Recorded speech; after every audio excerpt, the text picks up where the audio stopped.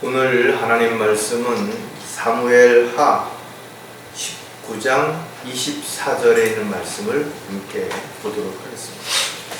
사무엘하 19장 24절 말씀을 제가 받들어 읽어드리겠습니다. 그때 사울의 손자 무비보셋이 왕을 맞이하러 내려오는데 왕이 떠난 날부터 평안히 돌아오는 날까지 발도 다듬지 아니하고 수염도 깎지 아니하고 옷도 빨지 아니하였더라. 잠깐 말씀을 위해서 기도드리겠습니다. 영원한 지옥으로부터 저희들을 구원해 주시고 하늘의 소망을 가지고 살아갈 수 있도록 은혜를 베풀어 주신 주님, 저희들이 때로는 육신적이고 세상적인 것들에 마음을 빼앗긴 채 또 어리석게도 엉뚱한 것들을 욕심을 내는 가운데 주님의 은혜를 잊어버리고 그렇게 살아갈 때도 너무나 많습니다.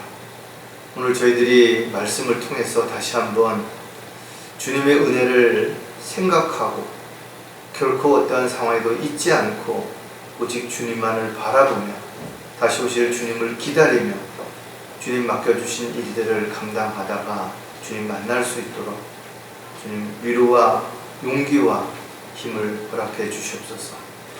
항상 주신 것들을 잘 향유하고 감사하고 또 그러한 것들을 효율적으로 잘 활용함으로 인해서 주님을 기쁘시게 해드리고 또 주님이 원하시는 열매 맺는 그런 삶이 되도록 도와주시옵소서. 다시 오실 우리 주 예수 그리스도의 이름으로 기도드렸습니다.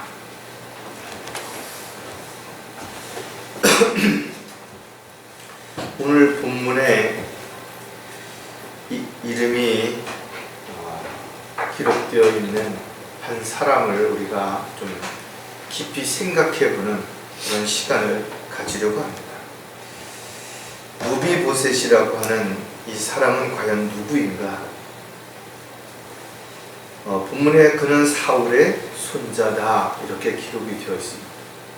그래서 사울이라고 하는 왕과 다윗의 왕과의 관계에서 우리가 일어났던 하나의 사건인데, 결론적으로 다윗에게 큰 은혜를 입은 사람이고 그리고 그 은혜를 끝까지 잊지 않았다라는 것이 우리가 가장 주목해 보아야 할 그런 핵심적인 내용이 아닌가 그렇게 생각을 해봅니다.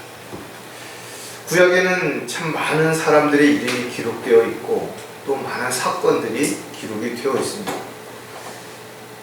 사도 바울은 로마서에 편지하면서 이스라엘 백성들에게 일어났던 모든 일들을 기록해 놓으신 이유가 훗날에 이 내용을 읽는 사람들에게 교훈을 주기 위해서라 그렇게 기록해 놓고 있는 것입니다. 저와 여러분은 이스라엘 백성들이 어떻게 탄생했고 그들이 이집트에서 어떻게 나와서 광야에서 어떻게 생활했는지를 출애굽기와 신명기를 통해서 자세하게 잘 알고 있습니다. 하나님께서 직접 통치하시고 그들이 정말 불가능한 그런 상황에 처해 있을 때도 초자연적인 방법으로 그들을 먹이시고 입히시고 돌봐주시고 보호해 주셨던 것이에요. 하지만 그들이 자신의 삶이 좀 여유가 생기고 평안해졌을 때는 또 어려움이 닥쳤을 때는 끊임없이 불평하고 대적하고 반역을 일삼았던 내용을 우리가 알 수가 있습니다. 이사야 1장 2절에서부터 4절에 보면 하나님께서 이사야 선지자를 통해서 이스라엘을 헛되게 책망하는 그런 내용이 기록이 되어 있는데, 그 핵심적인 이유가 뭐냐니까 이스라엘 백성들이 하나님의 은혜를 저버렸다라는 거예요. 제가 그 구절을 한번 좀 읽어볼게요. 오 하늘들이여 들으라, 오 땅이여 귀를 기울이라. 주께서 말씀하셨도다. 내가 자녀들을 양육하고 육성시켰으며 그들은 나를 육성시켰으나 그들은 나를 거역하였도다. 소도 자기의 주인을 알고 나귀도 자기 주인의 구유를 알건만 이스라엘은 알지 못하고 나의 백성은 깨닫지 못하는도다. 아, 죄지은 민족이요 죄악을 짊어진 백성이요 행악자들의 씨앗이요 부패한 자손들이여, 그들은 주를 버렸고 그들은 이스라엘의 거룩한 분을 속나게 하였으며 그들은 타락하여 멀리 갔도다. 이 내용을 한번 여러분 생각해 보세요. 이게 이스라엘 백성들에게만 경고하는 말씀인가? 아니면 오늘날 구원받은 그리스도인들이 하나님의 돌보신 가운데, 보호하신 가운데 모든 필요를 공급받고 있음에도 불구하고 틈만 나면 불평하고 원망하고 남을 탓하는 것을 우리가 볼 수 있고, 우리도 그렇게 될 때가 있다는 거죠. 비유로 말씀하기를 소나 나귀와 같은 짐승들도 자기 주인을 알아본다라는 거예요. 그런데 이스라엘 백성들은 하나님의 그 크신 은혜와 사랑을 받았음에도 불구하고 주를 버리고 멀리 떠났다는 거예요. 저와 여러분은 오늘 이 사건을 통해서 정말 영적인 교훈을 얻고 가르침을 반드시 얻어야 될 것이에요. 오늘 설교 제목은 은혜를 잊지 않았던 무비보셋이. 많은 사람들이 하나님의 은혜를 잊죠. 그러나 사마리아인 한 사람처럼 문둥병자 10명 중에 오직 한 부분의 사람들만이 그 은혜를 기억하고 감사하면서 살아간다는 거예요. 시편 기자는 존귀에 처해서도 깨닫지 못하면 멸망하는 짐승과 같다고 그랬어요. 사람이 은혜를 모르고 은혜를 잊고 살아간다면 짐승만도 못하다라는 겁니다. 성경은 마지막 때의 사람들이 하나님의 은혜와 사랑을 저버리게 될 것을 분명하게 경고하고 있어요. 배은망덕하게도 수많은 사람들이 하나님의 은혜를 입었지만 지금 어디서 무엇을 하고 있는 것인가? 오히려 하나님을 대적하고 마귀의 종으로서 하나님의 일을 방해하는 그런 사람들도 너무나 많은 것이죠. 마지막 때는 심지어 인간으로 오신 주님을 부인하는 자들도 있을 것이라. 자신의 생명을 구원하고 영원한 지옥으로부터 구원하시기 위해서 자신의 생명을 아낌없이 내어주신 예수님을 부인하는 사람들도 생긴다는 거예요. 저와 여러분이 정말 주님의 은혜로 구원을 받았고 하나님의 자녀가 되었다면 어떠한 경우에도 어떠한 이유에서든지 간에 은혜를 저버리는 어리석은 자가 되서는 안 되는 것이에요.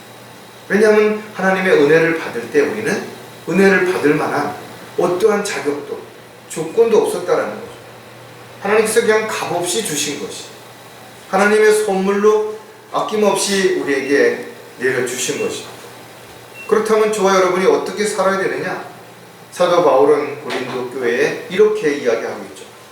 그가 모든 사람을 위하여 죽으신 것은 산 자들이 이제부터는 더 이상 자신들을 위하여 살지 않고 자기들을 위하여 죽었다가 다시 살아나신 그분을 위하여 살게 하려는 것이라.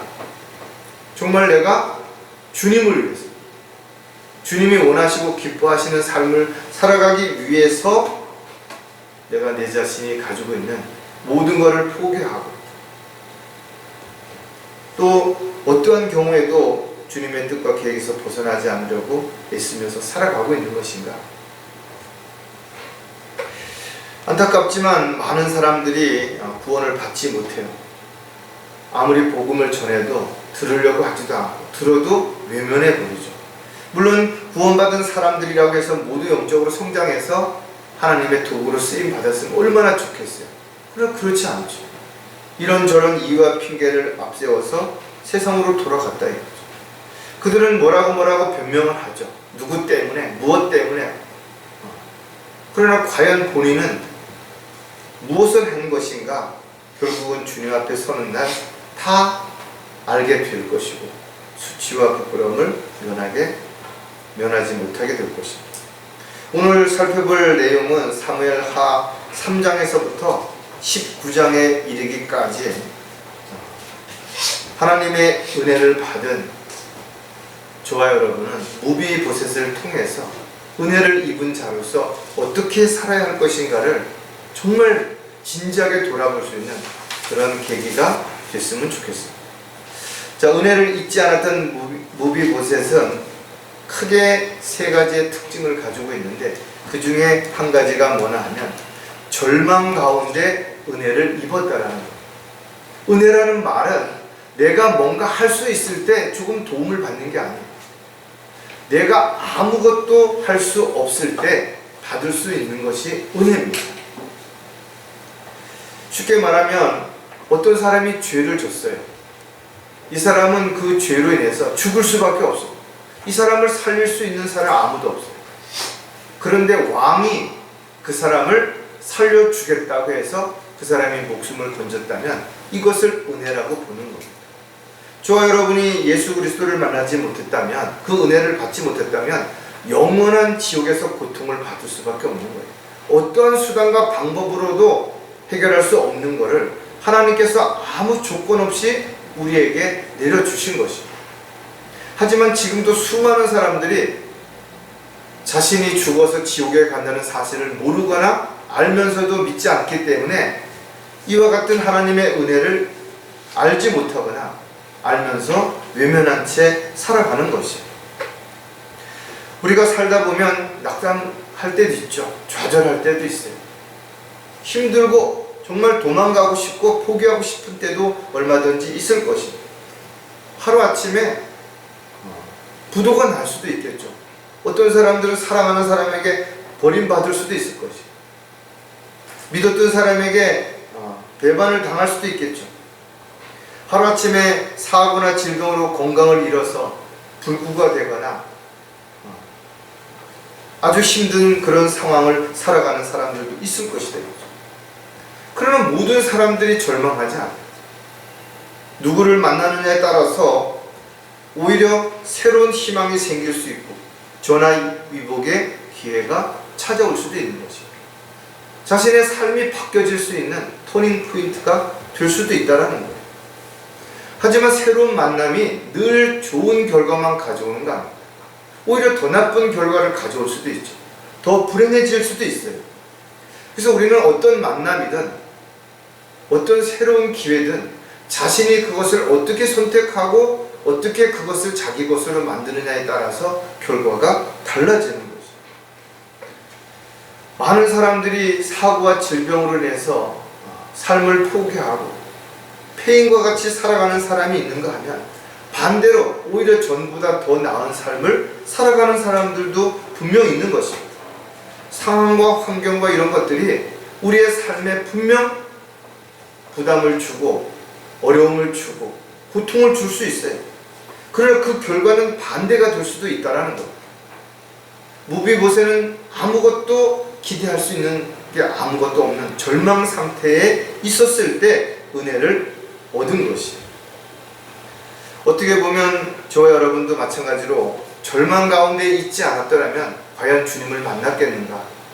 세상에서 잘 먹고 잘 살고 하는 것이 다 잘 되고 뭔가 자기가 원하는 대로 척척 이루어졌다라면 과연 주님 앞에 나는 죄인이고 나는 아무것도 할 수 없다고 무릎을 꿇을 수 있었겠는 것인가? 입장은 다르지만 분명 우리는 각자 그런 일들이 분명 있었던 것이에요. 그래서 우리는 주님의 은혜를 알게 되었고 그 은혜를 값없이 받을 수 있었던 것이에요. 무비보셋이 절망 가운데 정말 힘들어할 수밖에 없었던 이유를 우리가 몇 가지를 생각해 보면 그 첫 번째가 특별한 출생 때문이랍니다. 아담 이후에 태어난 모든 사람들은 영이 죽은 상태에서 태어나는 것이에요.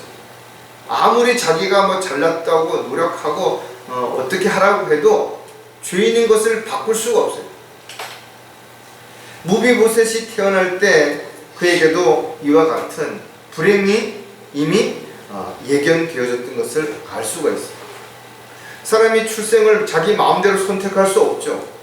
그래서 출생할 때 자기가 부모를 선택할 수도 없고 나라를 선택할 수도 없고 또 종교라든지 이런 거를 선택할 수도 없는 것이죠.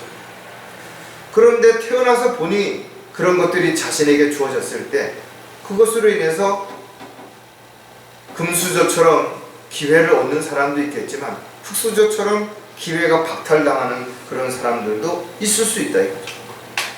그렇다고 100% 모두 흙수저로 태어난 사람은 다 불행한가? 그렇지 않죠. 그 중에 일부는 오히려 더 좋은 결과를 가져오기도 하는 것입니다. 그러나 기회가 주어지는 것이 훨씬 더 적기 때문에 더 많은 사람들이 힘들고 어려운 삶을 살아가는 건 분명한 것이죠.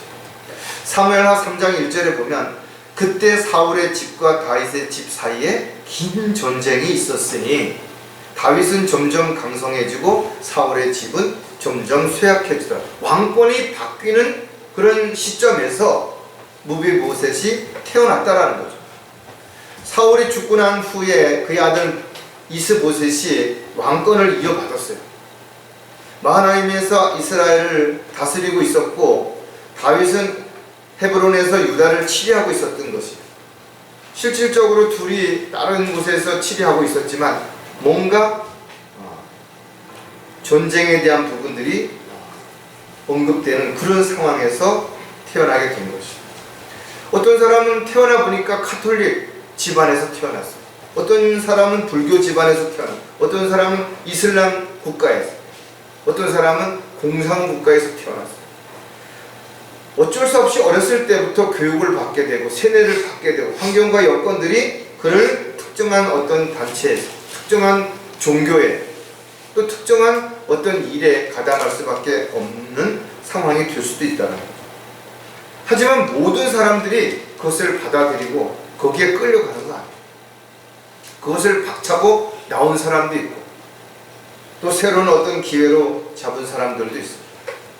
이 세상에 많은 사람들이 있죠.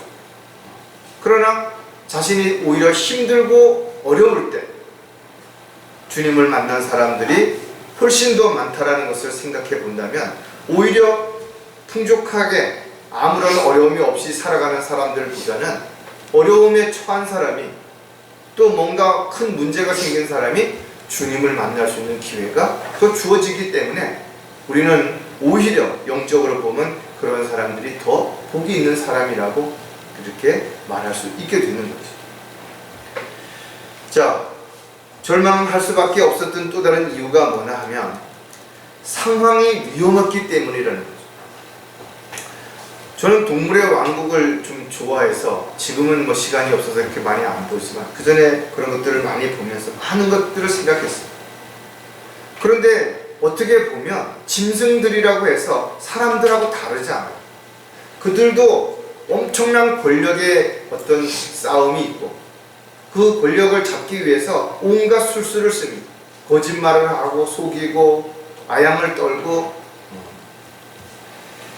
그러나 특징 중에 하나가 이 동물의 왕국에서도 정권이 바뀌면 가차없이 그 전에서 태어난 새끼들을 모조리 죽인다는 거예요. 왜냐하면 자기의 새로운 왕국을 건설하고 새로운 통치를 위해서 걸림이 되는 것들은 바로 죽여 없애는 거예요. 정치가 그렇습니다. 정권이 바뀌고 나면 전에 있었던 정권에 있었던 사람들을 모함하고 탄압을 하고 다 갈아치우죠. 왜냐하면 자신이 하는 일을 사사건건 방해하거나 걸림이 되기 때문에 그렇습니다. 그래서 자신의 세력을 굳히기 위해서 인간적으로 보면 너무나 지독할 만큼 이런 안타까운 일들이 일어나는 거예요. 실질적으로 다윗이 새로운 왕권을 이제 부여받았다면 사울의 왕권에서 관련된 사람들을 가만둘 수가 없어요. 특히 그 가운데 사울 왕의 자녀들이라면, 그의 후손들이라면 언제든 또 다른 역모를 꾀하거나 반역을 일으킬 수 있다는 것을 불보듯이 뻔하기 때문에 완전히 그것을 제거하려고 하겠죠. 이것이 실질적인 권력 싸움이 되는 것입니다. 사무엘하 4장 1절에도 보면 사울의 아들은 아브넬이 헤브론에서 죽었다 함을 듣자 손에 기운이 빠졌으며 온 이스라엘이 번민하더라. 이제 왕이 죽자 뭔가 심각한 상황이 벌어지게 된 것이에요. 역사를 보면 왕권이 바뀔 때 또 새로운 왕이 탄생할 때 안타깝게도 그 밑에 있던 세자들, 왕자들, 이런 사람들은 능력이 있거나 특출나거나 뭔가 사람들에게 인기가 있는 사람들은 모두를 죽였죠.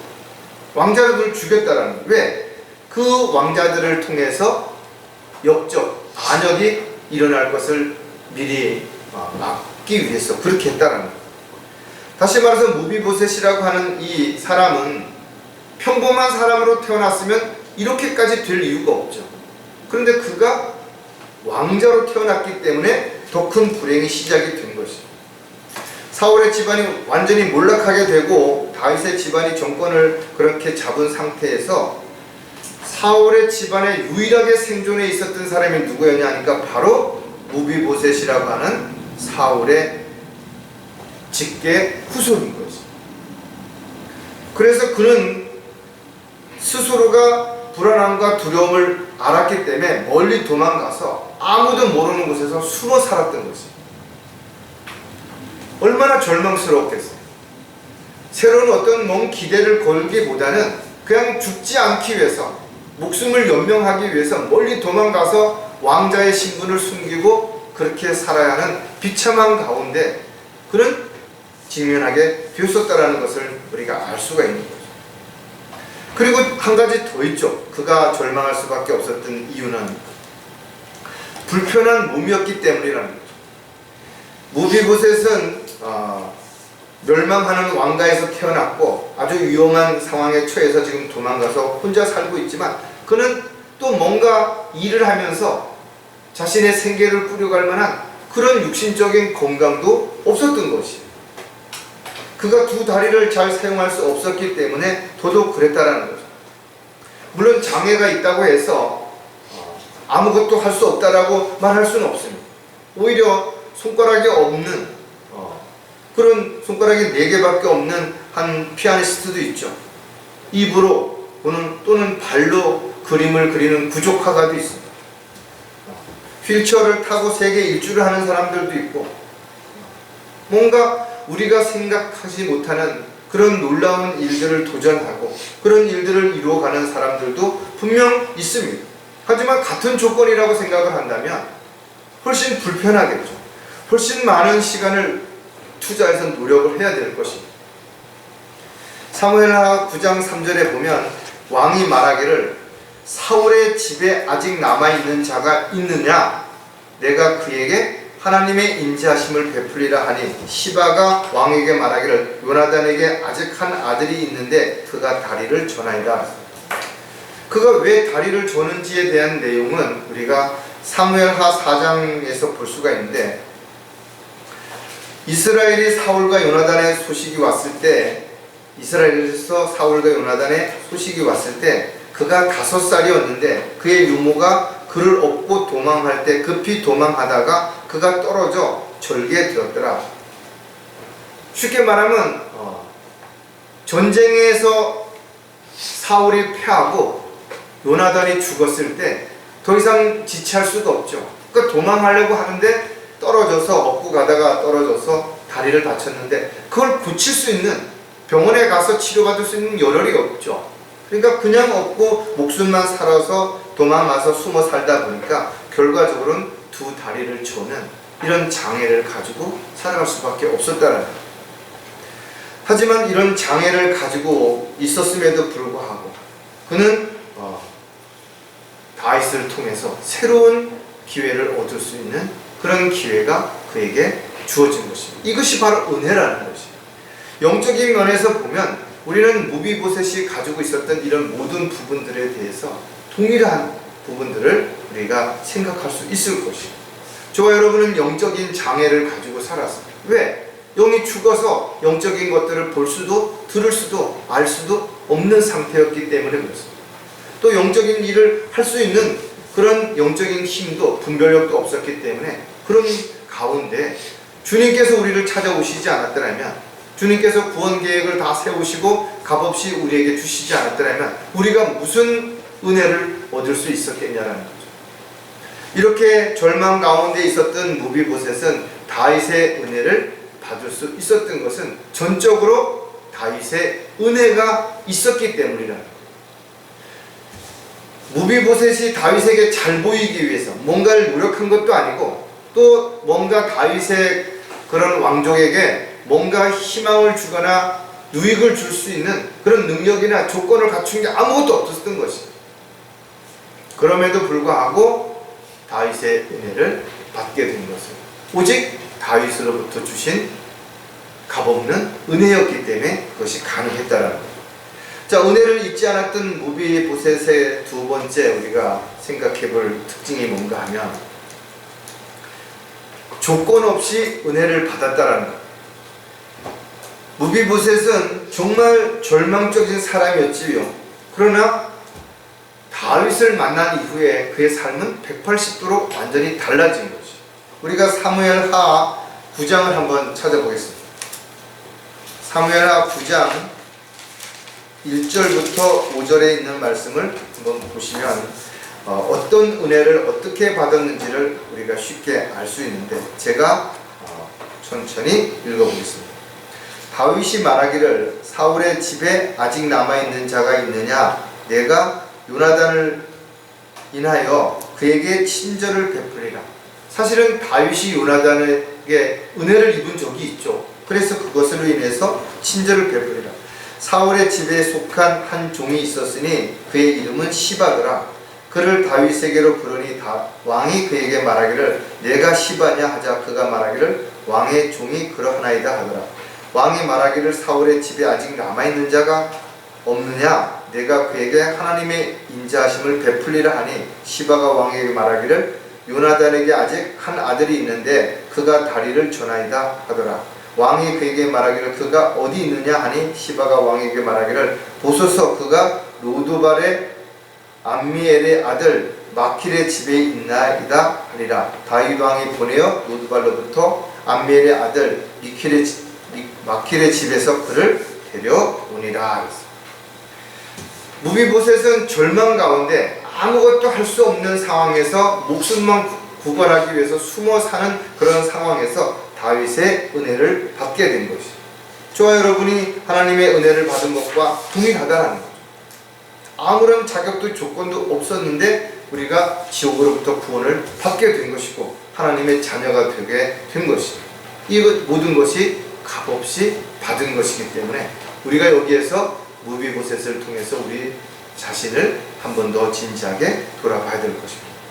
자, 조건 없이 은혜를 받은 것은 또 어떤 의미를 가지고 있는지 또 몇 가지 보면, 대가 없이 받았기 때문이라죠. 네가 뭘 어떻게 하면 내가 어떻게 해주겠다, 아니면 내가 너를 이렇게 해줄 테니까 네가 나한테 뭘 어떻게 해라, 그런 조건이 붙지 않았다라는 거죠. 아무 조건 없이 그냥 하나님이 우리에게 사랑을 베풀어 주신 것처럼 역시 다윗은 무비보셋에게 그렇게 한 것이. 하지만 무비보셋을 우리가 한 번쯤 그 입장을 생각해 본다면, 자기가 그동안 잘 숨어서 살고 있었는데 어느 날 갑자기 다윗이 보낸 신하들이 자기 집에 들이닥쳤다고 한번 생각을 해보세요. 얼마나 놀랐겠나.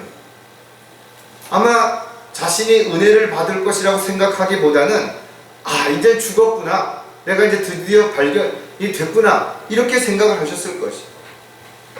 그는 그곳에 숨어 있으면서도 언젠가 사울의 어떤 집안이 다시 회복이 된다든지 이런 기대를 꿈에도 생각 안 해봤겠죠. 그냥 목숨만 살려고 했을 것입니다. 사무엘하 9장 5절에 아까 봤던 것처럼 다윗 왕이 보내어 로드발로부터 암미엘의 아들 마킬의 집에서 그를 데려오니라. 그가 초에 있었던 그 상황은 말로 표현할 수 없었던 그런 상황이었던 것을 우리가 알 수가 있어요. 정말 먹을 수 있는 그런 것들도 풍족하지 않았을 것이고, 또 당당하게 나가서 어디 가서 일을 할 수도 있는 그런 상황도 아니었을 것입니다. 어떻게 보면 저와 여러분이 하나님을 알지 못했을 때 우리가 지금 누리고 있는 영적인 것들은 상상도 못했던 것들이에요. 우리에게 주신 이 산 소망은 꿈에도 우리가 생각하지 못했던 거죠. 기껏해야 이 세상에서 남들보다 좀 더 잘 먹고 잘 살고 좀 뭔가 자랑하고 이러는 것들에 대해서 소망을 가지고 그런 것들을 얻기 위해서 수단과 방법을 가지 않는 그런 삶을 살았을 텐데 지금 우리가 얻었던 것을 한번 생각해 보라. 그 어떤 것 하나도 이 세상에 그 어떤 것하고 비교할 수 있는 것들은 아무것도 없는 거죠. 이런 모든 것들이 한순간에 우리에게 주어졌던 것처럼 바로 무비보셋에게도 하루아침에 비참한 신분에서 신분이 바뀌고 상황이 바뀌고 환경이 바뀌고 또 자신에게 주어지는 모든 혜택들이 달라진 것을 우리가 볼 수 있죠. 이 모든 것이 대가 없이 그가 받게 되었다는 겁니다. 자, 조건 없이 은혜를 받은 것은 낮은 위치에 있었기 때문이라는 거죠. 무비보셋이 숨어 살던 그곳에 신하들이 갔을 때 그 무비보셋은 아마 어떻게 하든지 도망을 가거나 숨으려고 했을 수도 있어요.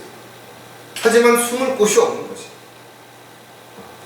아주 작은 그런 집안에서 어디를 도망갈 것이 있었겠냐 이거죠. 거다가 많은 신하들이 왔을 때 한 명이라면 어떻게 싸우려도 보겠지만 많은 사람들 앞에서 자기가 반항할 수도 있는, 대적할 수 있는 그런 아무런 힘도 없었을 때 그는 그냥 다 포기했었을 것입니다. 무비보셋이 살고 있던 곳을 로드발이라고 그랬는데 로드발이라는 말이 목초가 없다 이런 말입니다. 그러니까 뭔가 양이나 뭐 이런 짐승을 먹일 수 있을 만한 풀을 먹일 수 있는 그런 곳이 아닌 것이 아주 척박한 곳인 것입니다. 그런 속에서 아주 죽지 못해서 정말 죽으려고 그런 불안과 두려움 속에서 그는 제우 목숨만 부지하고 있는 그런 상황에서 그는 다윗의 신하를 만나게 된 것입니다. 사무엘하 9장 8절에도 보면 그가 절하며 말하기를 왕이 종이 무엇이기에 왕께서 죽은 개 같은 나를 돌아보시나이까. 자기 자신을 죽은 개와 같다라고 표현한 거예요. 자신은 얼마 전까지만 하더라도 왕자였던 사람입니다. 왕궁에서 호의호식하며 많은 신하들로부터 대접을 받고 그랬던 자신을 죽은 개와 같은 상황으로 표현을 한 것이. 무비보셋에게 다윗이 먼저 은혜의 손길을 내밀지 않았더라면 그는 그 어떤 은혜도 받을 수 없고 누구에게도 도움을 받을 수 있는 그런 상황이 아니었던 것이죠. 만약에 누군가가 그를 도와줬다면 다윗이 그것을 알았을 때 그에게 어떤 벌이 내려질지 얼마나 두렵겠어요. 아무도 할 수 없었던 그런 상황에서 그는 도움을 하나님으로부터 다윗의 은혜를 통해서 받게 된 것이죠. 저와 여러분이 마찬가지죠. 정말 사도 바울이 고백했던 것처럼 내가 죄인 중에 괴수라고 말한 것처럼 우리가 살면서 지었던 죄들을 하나하나 생각해 본다면 어떻게 주님 앞에 뻔뻔하게 나아갈 수가 있고 주님 앞에 어떻게 죄를 용서해 달라고 말할 수 있었겠냐라는 거죠. 우리가 주님을 만날 때 나는 죄인이고 아무것도 할 수 없음을 고백했을 때 주님의 손이 우리를 일으켜 세우시고 주님의 보혈이 우리의 죄를 깨끗하게 해주시는 것이죠. 하지만 오늘날 많은 사람들이 여전히 죄를 짓고 살면서도 자신은 죄가 없다라고 말한다. 물론 세상적인 법에 의한 죄뿐만 아니라 모든 사람들은 죄를 가지고 태어나서 죄인으로 살다가 결국 그 죄값으로 죽는데 여전히 그 죄를 인정하지 않는 것이죠. 그렇기 때문에 자신이 죄로부터 자유함을 얻을 수 있도록 은혜를 받을 수 있는 기회를 가질 수 없게 되는 것이죠. 저와 여러분이 자신을 죄인으로 인정하지 않았더라면 여전히 우리는 죄 가운데 있었을 것이고 결국은 언젠가 죽어서 그 죄값으로 지옥에 갈 수밖에 없었을 것이죠. 하지만 자신의 위치를 인정하고 자기의 신분을 인정했을 때 우리는 참으로 놀라운 은혜를 주님으로부터 받게 된 것이죠. 자, 조건 없이 은혜를 받은 또 다른 이유가 뭐냐 하면 신분을 바꾸어 주었기 때문이라는 거죠. 무비보셋의 신분은 하루아침에 달라졌어요. 그의 형편과 처지도 말로 표현할 수 없을 만큼 달라진 것입니다. 그는 로드빌에서 다시 왕궁으로 예루살렘으로 옮겨온 것입니다. 다윗은 그를 양자로 삼은 것이 그리고 그에게 필요한 것이 무엇인지는 아낌없이 주었다라는 겁니다. 정말 죽을 수밖에 없는 그런 아무런 기대도 없는 절망 가운데 있었던 그가 다윗의 은혜를 받아서 하루아침에 신분이 달라진 것이죠. 특히 아버지가 가지고 있었던, 사울이 가지고 있었던 그 땅들도 무비보셋에게 아무 조건 없이 그대로 다 돌려줬던 것을 볼 수가 있습니다.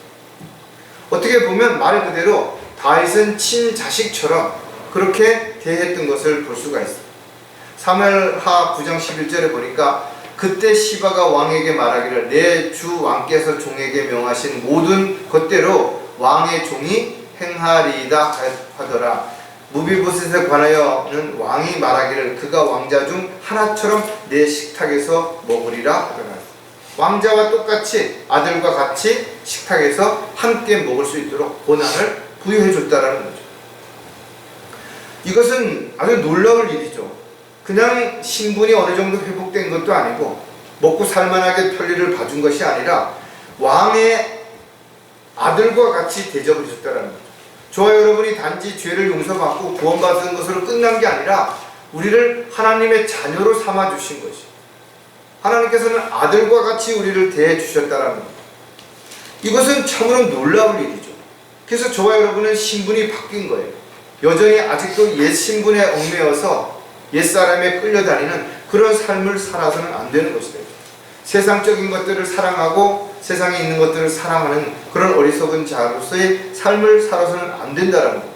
더 나아가서는 하나님께서는 다윗이 무비보셋에게 그랬던 것처럼 우리에게 필요한 모든 것들을 공급해 주시는 것이, 그리고 우리에게 1000년 동안 왕으로 통치할 수 있는 땅을 유업으로 우리에게 주시겠다고 약속을 하신 것입니다. 어떻게 보면 무비보셋에게 주어졌던 다윗의 은혜는 우리에게 주어진 하나님의 은혜에 비해서는 하찮은 것이지만, 우리가 이와 같은 사실들을 돌아볼 때 우리가 영적으로 얼마나 큰 은혜를 받고 있는지를 다시 한번 진지하게 생각해 볼 필요가 있게 된 것입니다. 자, 은혜를 잊지 않았던 무비보셋의 또 다른 특징이 뭔가 하면 마지막으로 끝까지 은혜를 기억했다는 것. 많은 사람들이 은혜를 입지만 그 은혜를 오래 기억하지 않아요. 자기가 형편이 좀 나아지고 또 새로운 뭔가의 마음을 빼앗기게 되면 언제 그랬느냐는 듯이 은혜를 까마득하게 잊어버리고 살아가는 것입니다. 하지만 무비보셋은 그 은혜를 잊지 않았던 것입니다. 그가 비록 장애를 가지고 있었으나 그의 마음은 결코 장애가 아니라 정말 순수하고 굳은 그런 마음을 가지고 있었던 것이죠. 하지만 그런 무비보셋을 시기하는 자가 있었죠. 바로 자기 아버지 또는 할아버지의 그런 종이었던 시바라고 하는 사람이 있었는데, 그는 호시탐탐 무비보셋이 하루아침에 이런 대접을 받는 것에 대해서 분노를 느끼고 어떻게 하든지 그를 모함하고 끌어내리기 위해서 틈을 보고 있었던 것이, 자신에게 힘이 되고 도움이 되고 뭔가 위로가 되고 그래야 할 사람들이, 또 자신에게 은혜를 입었던 사람들이 오히려 배반을 할 때 가장 치명적일 수 있죠. 왜? 대비가 안 돼 있기 때문에 더 그럴 수 있습니다. 그래서 무비보셋은 시바에게 중상을 받을 만한 일을 한 적이 없음에도 불구하고 다윗을 원망하거나 불평할 수 있는 그런 아주 끔찍한 일들이 여기에서 벌어졌던 것을 볼 수가 있습니다. 다윗이 도망을 갈 때 바로 이 시바가 무비보셋을 중상 모략함으로 인해서 그가 받았던 모든 재산을 다시 다 뺏기게 되고 그것을 시바가 차지하는 사건들을 우리가 볼 수가 있죠. 오늘날도 마찬가지. 구원받은 그리스도인들도 하나님의 뜻대로 살고자 할 때 주변에 많은 사람들이 그것을 가만 놔두지 않습니다. 온갖 시기하고 모함하고 공격하고 방해하고 그렇게 하는 거예요. 영적으로 성장하지 못하도록, 하나님 앞에 헌신하지 못하도록, 봉사하고 열정을 가지고 주님의 일을 하지 못하도록 그렇게 막고 있는 그런 세력들이 우리 주변에 반드시 있다라는 겁니다. 근데 그 사람들이 멀리 있지 않은 거예요. 가까이 있는 사람들이기 때문에 더 치명적이고 더 많이 힘들고 더 많이 고통을 받을 수 있게 된다는 거예요. 하지만 무비보셋은 끝까지 하나님의 은혜를 받은 자로서 또 다윗의 은혜를 받은 자로서 그 은혜를 기억하고 끝까지 믿음을 지켰던 것을 성경을 통해서 볼 수가 있어요. 자, 끝까지 은혜를 기억해야 하는 이유를 또 우리가 몇 가지를 생각해 보면 오해를 받을 수 있기 때문이라는 거죠.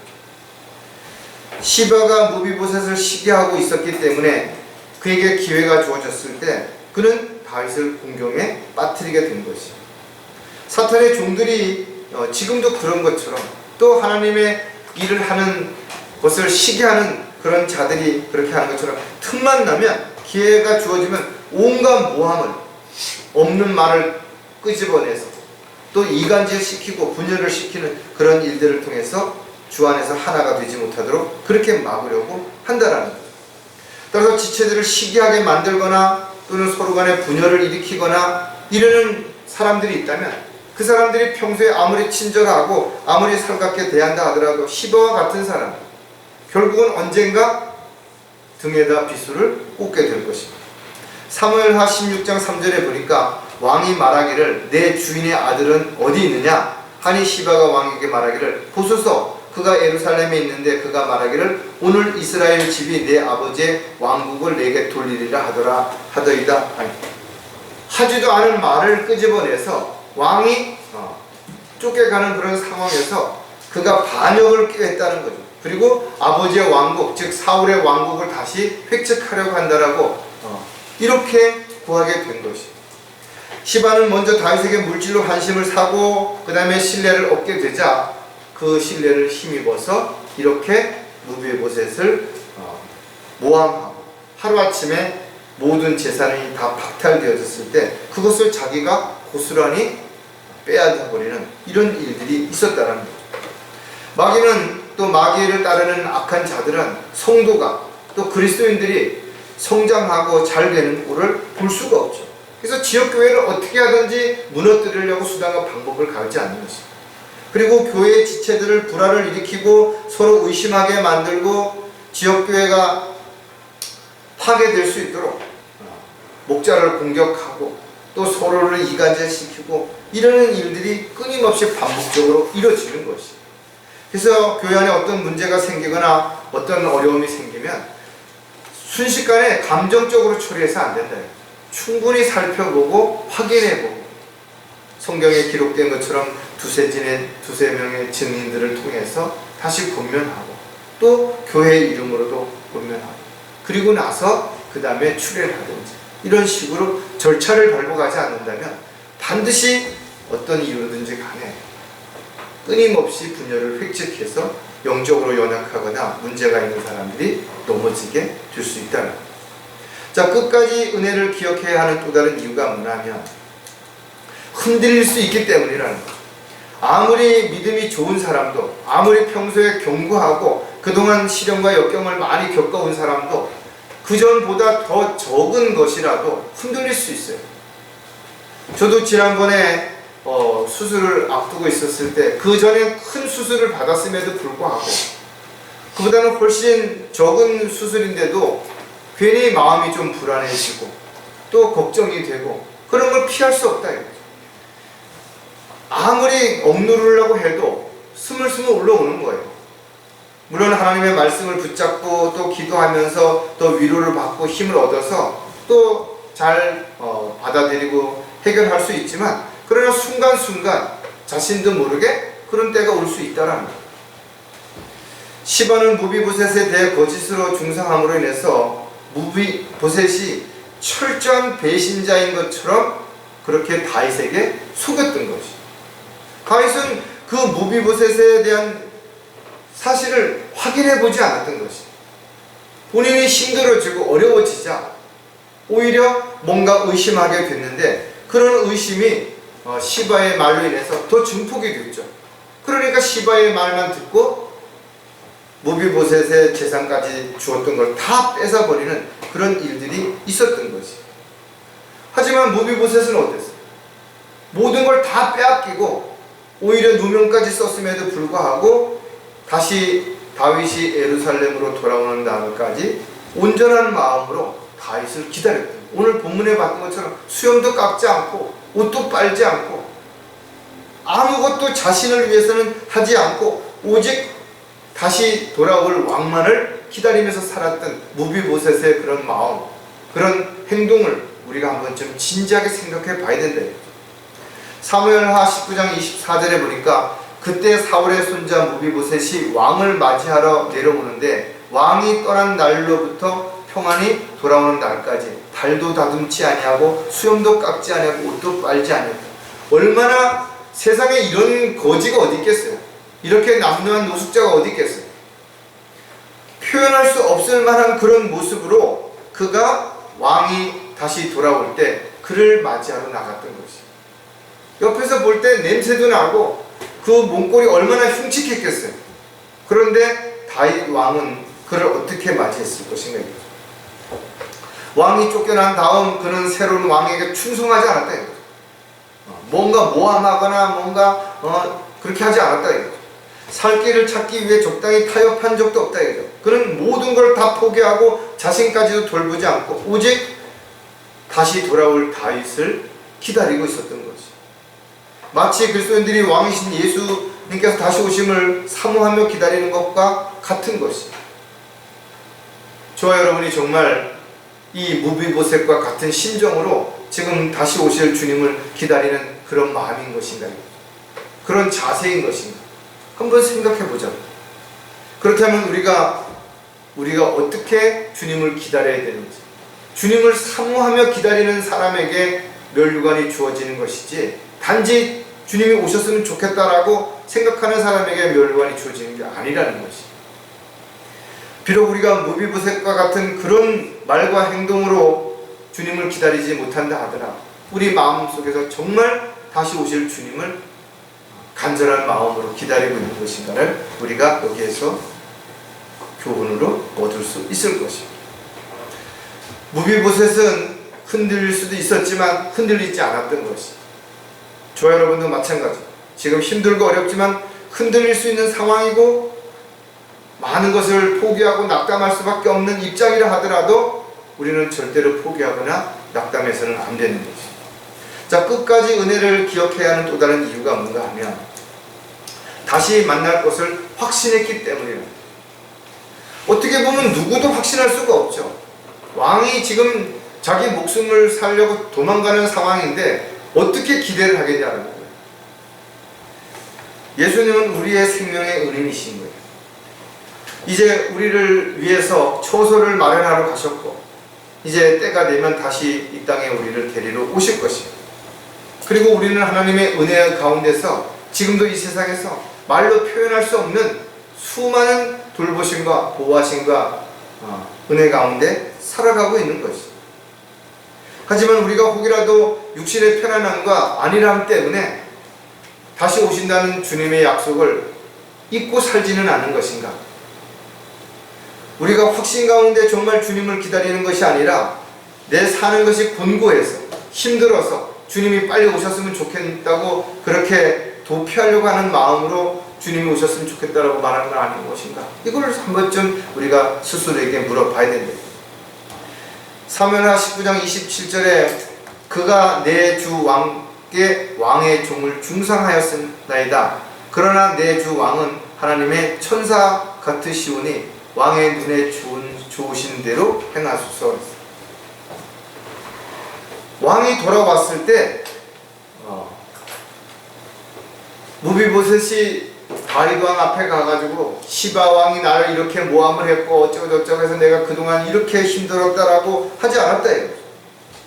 그리고 이렇게 해주세요. 그를 어떻게 처벌하시고 나를 어떻게 회복시켜 주시고 그렇게 하지 않았다. 왕이 좋으신 대로 하라는 거예요. 왕이 어떻게 하든 그 명령에 따라서 자신은 그냥 종으로서 순종하는 그런 삶을 살아가겠다고 고백했던 이런 모습도 우리가 그리스도인으로서의 삶에 가장 중요한 핵심적인 우리의 자세가 되어 있는 것을 우리가 분명히 알 수 있죠. 우리는 주님이 오실 때까지 무비보셋이 그랬던 것처럼 정말 외롭고 힘든 그런 기다림을 지속해야 될 수도 있다는 거죠.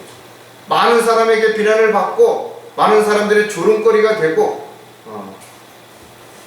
꿈도 꾸지 마라, 아무런 기대도 할 것이 없다라고 이야기하는 수많은 사람들 앞에서 우리는 주님이 다시 오신다는 확신 가운데 그 약속을 믿고 기다릴 수 있다는 거예요.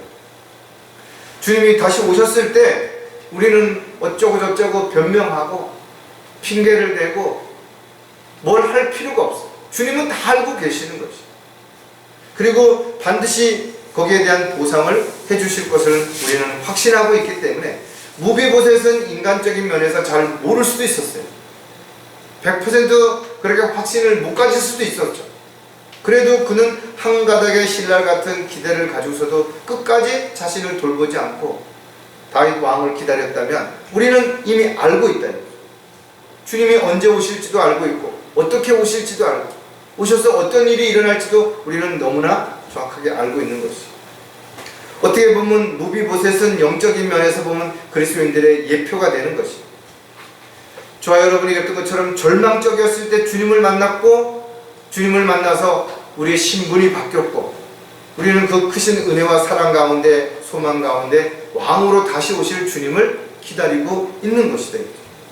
그렇다면 저와 여러분이 주님으로부터 받은 은혜가 얼마나 놀라우고 큰 것이라는 것을 우리가 생각한다면 어떻게 그 은혜를 저버리고 은혜를 잊고 세상에서 육신적이고 세상적인 삶을 살아갈 수 있겠는 것인가요? 어떻게 이 잠깐 보이다가 사라지는 안개와 같은 세상에서 불평하고 원망하고 남을 탓하고 그러면서 시간을 허비할 필요가 있겠는 것인가요? 저와 여러분이 가는 길이 힘들고 어렵지만 그러나 주님이 우리와 함께 가시는 것이 다 보고 계시는 것이 그리고 이제 머지않아 주님이 우리를 데리러 오실 것이 그렇다면 저와 여러분이 힘들어도 이제 조금만 더 참으시면 돼요. 좀 더 기다리고 확신 가운데 소망 가운데 여러분들이 위로와 힘을 얻고 다시 발걸음을 한 발 앞으로 나아갈 수 있는 저와 여러분이 되시기를 주님의 이름으로 부탁을 드리겠습니다. 기도하겠습니다. 아버지 하나님, 오늘도 저희들은 무비보셋이라고 하는 한 사람의 삶을 통해서 은혜를 입은 그가 어떻게 다시 오실 그럴 왕을 기다렸던 것처럼 저희들이 이제 곧 다시 오실 우리 주님을 기다리면서 살아가고 있는지 또 그렇게 살려고 하는지 많은 깨달음과 가르침을 얻게 해주셔서 감사를 드립니다. 저희들이 어느 곳에 있든지 무엇을 하든지 하나님의 자녀라는 사실을 잊지 않게 도와주시옵소서. 또 이 마지막 때에 힘들고 어렵지만 저희들이 각자 있어야 할 곳에서 해야 할 일들이 있음을 분명하게 기억하는 가운데 자기 직분에 충실하고 고난을 견뎌내고 또 아름다운 간증을 통해서 주님을 영화롭게 해드릴 수 있는 그런 주님의 중요 일꾼이요 도구로 살다가 주님 만날 수 있도록 도와주시옵소서. 오늘도 주신 말씀이 저희들이 한 주간 살아가는 동안에 많은 깨달음을 주시고 또 위로와 힘을 주실 뿐만 아니라 우리 스스로를 각성하고 마음에 결단하고 더욱 헌신할 수 있는 계기가 될 수 있도록 도와주시옵소서. 다시 오실 우리 주 예수 그리스도의 이름으로 기도드렸습니다.